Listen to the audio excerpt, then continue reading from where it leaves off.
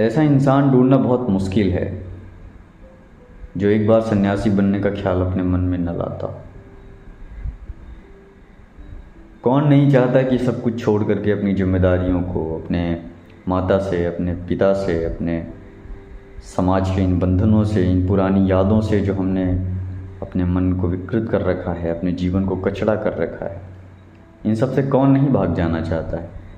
कौन नहीं चाहता है कि ये जो मैंने अपना एक वातावरण अपने मन के कारण बना लिया है, इससे दूर कहीं जा कर के अपने आत्ममय रहना है, कि बहुत से ऐसे साइकोलॉजिकल कारण हैं जिनके इंसान जाना चाहता है, उसकी बात करना अभी उचित नहीं होगा।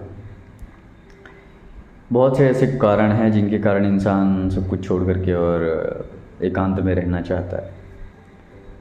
लेकिन एक बात जान लेनी बहुत आवश्यक है कि सन्यासी होना कोई डर के बैठ जाना कमजोरी का लक्षण नहीं होता है। जिस इंसान ने सारे भोग, सारे ऐश्वर्य को भोग लिया है और उनके भोगने के साथ साथ उसको एक बहुत अच्छी समझ है स्थूल की, भौतिकवाद की, वो इंसान खोज करना चाहता है, जानना चाहता है कि इस भौतिकवाद के पार क्या है, वो रहस्य क्या है, वो मिस्ट्री क्या है।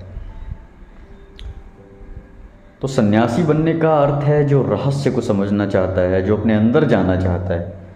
डर करके कंदराओं में बैठ जाने से वो आत्मज्ञान कभी प्राप्त भी नहीं होगा, क्योंकि उसके लिए घोर साधना करनी पड़ती है, उसके लिए बहुत श्रम करना पड़ता है, संघर्ष करना पड़ता है। तो सन्यासी बन जाने का अर्थ कतई ये नहीं है कि आप सब कुछ छोड़ करके और विरक्ति के मार्ग में चलने लगें, संसार से भाग जाएं, संसार के बंधनों से मुक्त होने की कोशिश करें। ये सन्यासी बनने का लक्षण नहीं है। सन्यासी बनने का अर्थ है जिसने सब कुछ भोग लिया, अपने माता पिता की सेवा भी कर ली, जो संतुष्ट है अपने जीवन से। वो जानना चाहता है कि जो मैं जीवन जी रहा हूँ उस जीवन के पार क्या हो सकता है और क्या खोज की जा सकती है। तो देख लिया, अब तो जी लिया ये जीवन, अब और कैसा जीवन मुझे जीना चाहिए और कैसे अपने जीवन को समझना चाहिए और गूढ़तम रहस्य को कैसे जानना चाहिए। ऐसा ही समझ लीजिए कि जैसे एक गायक पैदा होता है, एक नेचुरल, एक डांसर बहुत पैदा होता है नेचुरल तरीके से, ऐसे ही साधक भी नेचुरल होता है। वो अपने आप बना नहीं जा सकता कि वो बन जाए कि मैं एक साधक हूँ, मैं योगी हूँ या तपस्या करता हूँ, अपने आप को कंट्रोल करता हूँ। साधक होना भी एक आर्ट ही है, एक कला ही है, क्योंकि उसमें जीवन के गूढ़तम रहस्य को समझा जाता है। तो इसलिए आप ये कतई न समझें कि सन्यासी हो जाने का अर्थ है कि सब कुछ छोड़ करके और कंदराओं में बैठ जाएंगे, जहाँ ना तो कुछ सीखना होगा, ना तो कोई संघर्ष होगा, बस न लेना न देना, मगन रहना, भोजन करना और भजन करना। ये वाली बात नहीं होती है। वहाँ साधना करनी पड़ती है, खुद को समझना होता है। तो विरक्ति जब आए तभी संसार को छोड़ने का प्रयास कीजिए। और बहुत कम ऐसे लोग होते हैं जो कि ऐसी विरक्ति में जीते हैं, ऐसे ज्ञान के वैराग्य में जीते हैं कि जिनको सच में इस संसार को छोड़ करके जाने की आवश्यकता है।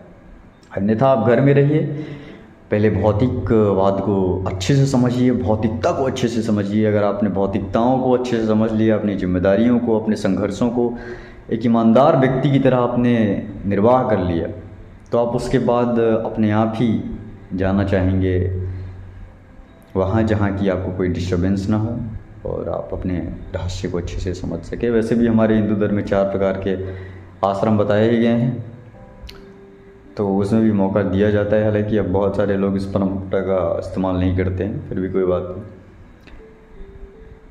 मेरे इतने बोलने का अर्थ था कि साधक होने का अर्थ है जिसने समस्त भौतिक बात को समझ लिया है, इस जीवन को बहुत ही संतुष्टि से, बहुत ही गर्व से जी लिया है, वो जा कर के ही साधना को कर सकता है, समझ सकता है अपने जीवन के रहस्यों को। नहीं फिर वही इंद्रियों का ध्यान कहीं और चला गया, संसार में किसी स्त्री के प्रति चला गया, तो फिर सन्यासी होने का कोई अर्थ नहीं है। सन्यासी का अर्थ ही होता है जो सब चीज़ों से विरक्त हो चुका है, जिसे संसार की कोई बाधाएं अब नहीं डाल सकती संकट में, वो साधना करने की तत्पर है। धन्यवाद। आशा है आप लोग अपने जीवन को बेहतर और आनंदमय बनाने के लिए, आत्ममय बनाने के लिए हमेशा तत्पर हों। धन्यवाद।